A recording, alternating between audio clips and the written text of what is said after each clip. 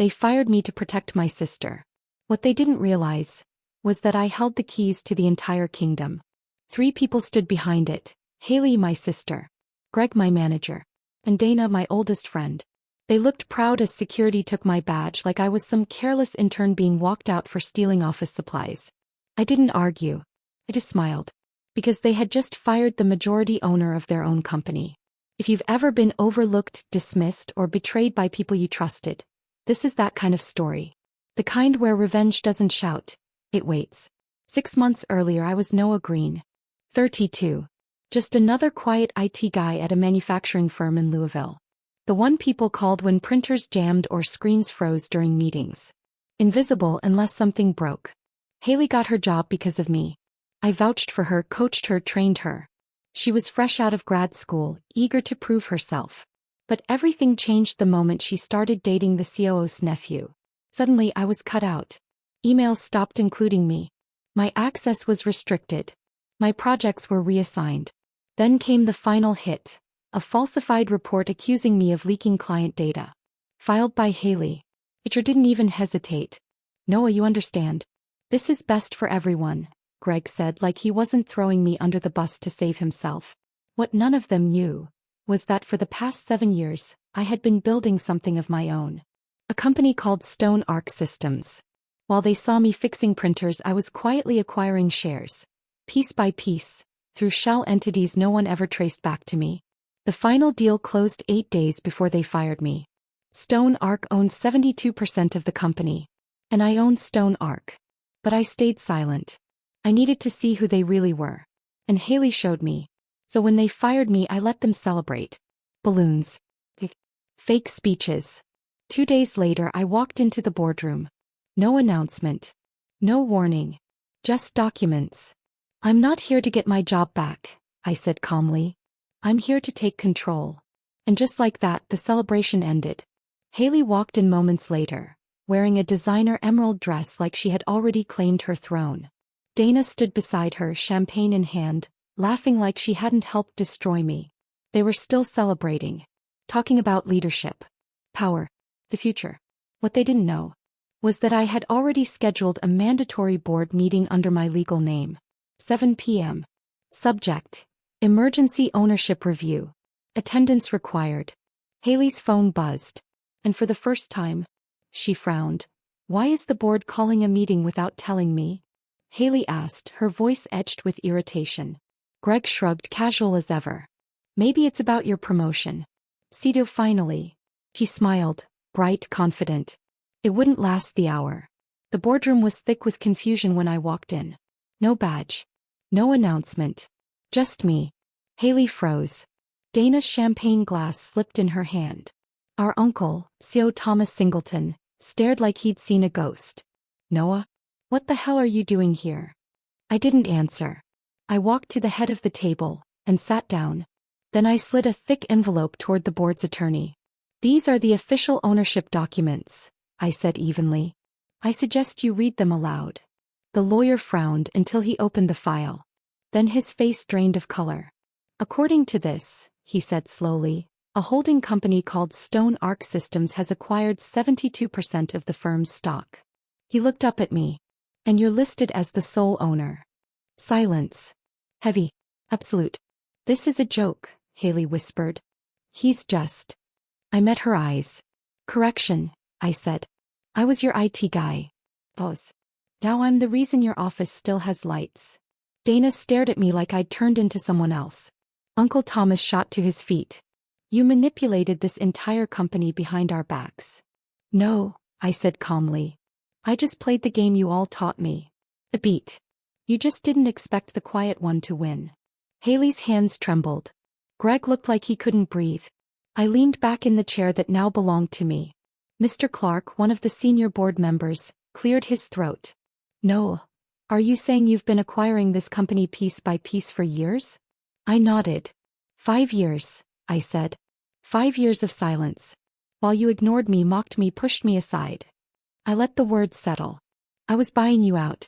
1 share at a time. Haley slammed her hand on the table. This is insane. You barely spoke in meetings. How could you do any of this? I held her gaze. Because while you were chasing titles and gossip. I paused. I was building something that lasts. The lawyer confirmed it all. Every document. Every transaction. Legal. Binding. Final. Then I dropped the second bomb. I'm not here just to own the company, I said, rising to my feet. I'm here to clean it up. I slid another folder across the table. Thicker. Heavier. Inside, emails, financial records, falsified reports. At the very top, Haley Green. She lunged for it, flipping pages in disbelief. This is revenge, she hissed. You're doing this because I got ahead of you. No, I said quietly. I'm doing this because you lied. A beat. Because you destroyed someone who once protected you. Another. And because this company deserves better. Dana spoke next, her voice unsteady. No, we've been friends since high school. Don't do this. I looked at her, steady, unblinking. Real friends don't sacrifice you for a promotion. Silence. You made your choice, Dana. With 72% ownership, the vote was a formality. 10 minutes later it was done. Haley, Dana, Greg. All removed. Just like that. But I wasn't finished. I pulled 3 sealed envelopes from my briefcase and handed them out one by one. Your severance packages, I said. Haley's voice cracked. You can't just erase us like this. I looked straight through her. You erased me the day you let HR walk me out. Pause. This is just balance. I turned and walked toward the door. For the first time in years. Every eye in the room followed me. I stopped at the threshold, glancing back once. Oh, and the company retreat in Belize next month? A faint smile. Still happening. A beat. Just not with you. I thought that was the end. It wasn't. 3 days later the call started. No voices. Just silence. Heavy. Intentional. Then emails. Anonymous, untraceable. Threats. Accusations. Fake legal claims. First I ignored it. Then someone broke into my condo. Nothing stolen. But my encrypted laptop was open. A message. I checked the building's security logs. The entry came from an old internal access badge. One I hadn't used since I was just the IT guy. Only 2 people still had back-end clearance tied to it. Haley. Dana. That's when it clicked. They weren't just angry. They were desperate. Later, I found out Haley had tried launching a startup using stolen fragments of our proprietary code, data she'd taken before being fired. But investors did their due diligence. The scandal surfaced. No one touched her. She was blacklisted. Dana didn't do much better. She tried to land a role with a major competitor, but they already knew. Not because I told them. Because reputations travel faster than resumes, and she had burned every bridge on her way down. Still, they were convinced I was behind it all. That I'd quietly destroyed their futures. I hadn't. But that didn't stop them from trying one last move. It happened at our annual shareholder meeting. My first as majority owner. Everything was set. Screens lit with projections. Profits climbing. Press from 3 states filling the room. I stepped up to the podium. And Noah Green is a fraud. The voice cut through the room like glass. Haley. She stormed down the aisle, heels striking hard.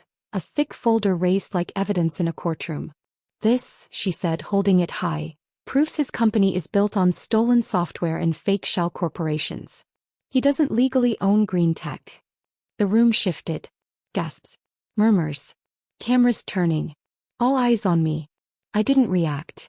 I stepped back from the podium, reached into my jacket and pulled out my own folder.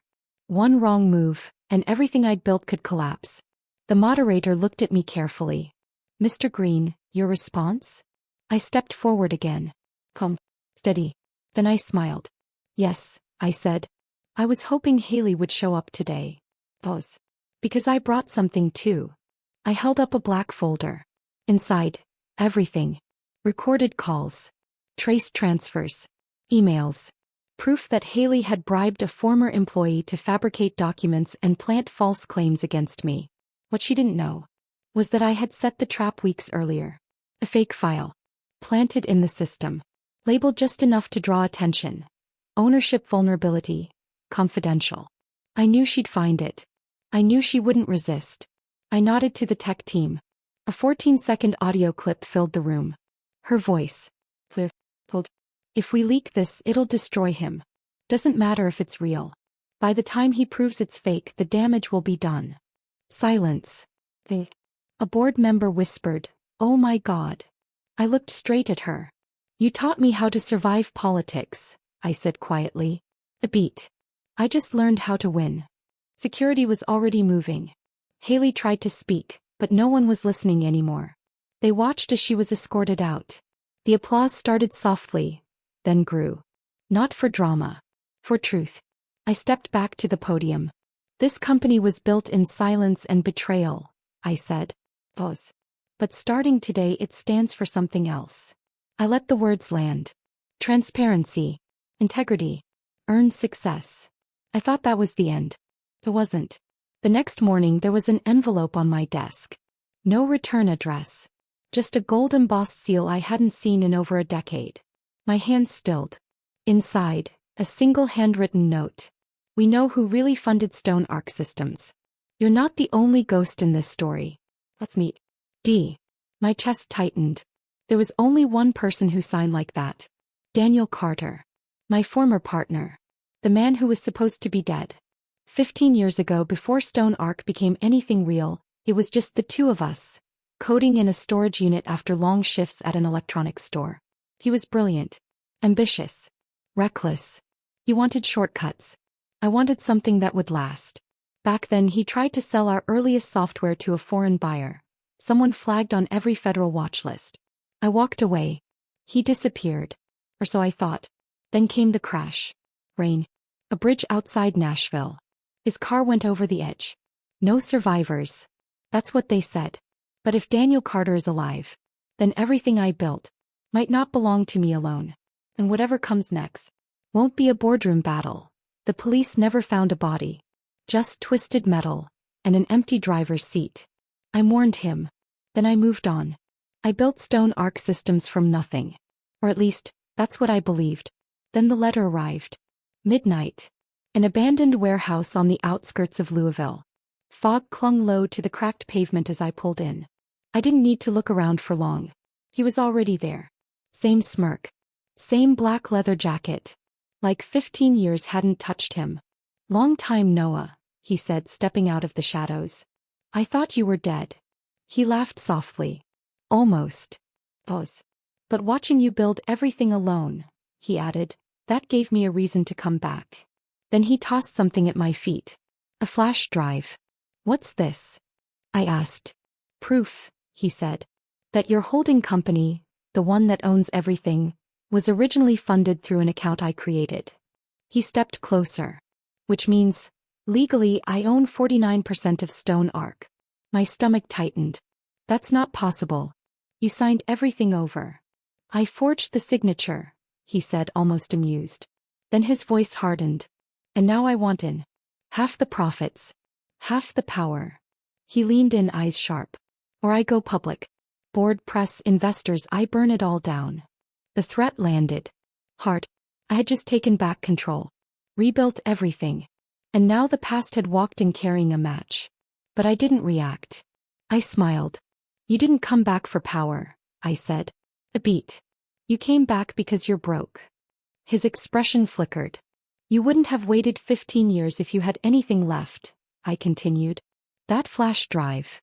I shook my head slightly. "It's a bluff." He stepped forward. "Want to bet?" I reached into my coat and handed him a folder.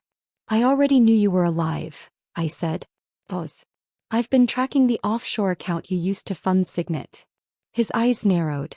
"And 6 months ago," I added, "I bought it." Silence. "You used a dead man's account," I said calmly. "And I used it to erase you." The overhead lights snapped on. Bright. Blinding. My legal team stepped into the warehouse from the side entrance. Daniel froze. "You set me up," he whispered. I shook my head. "No," I said. "I finished what you started." He didn't fight. Didn't argue. Didn't threaten. He just stood there as my attorneys escorted him out, like a ghost finally being pulled back into the dark. I stayed where I was, breathing. For the first time in years. There were no shadows left to chase. No betrayal left to survive. Just silence. And peace. The next morning I sat in my office and pulled out an empty frame. Inside I placed a simple white sheet. Black text. No logo. No decoration. Just one line. They fired me. But I owned everything they built. I paused. Then added another. And when the past came back, I buried it for good. Because revenge isn't loud. Doesn't need to be. Sometimes it's just permanent. If you've ever been overlooked, underestimated, or pushed aside, remember this. You don't need attention to build power. You need time, patience, and the discipline to keep going when no one's watching. I was the guy in the corner cubicle. The one they ignored. The one they fired without hesitation. But silence isn't weakness. It's strategy. So play the long game. Build quietly. Learn everything. Keep your proof. And when the moment comes, stand in your truth. Because the world always underestimates quiet storms. Right until they hit. I didn't need to shout. I just needed to be ready. And so do you. Now tell me, what's the power in you that no one sees yet?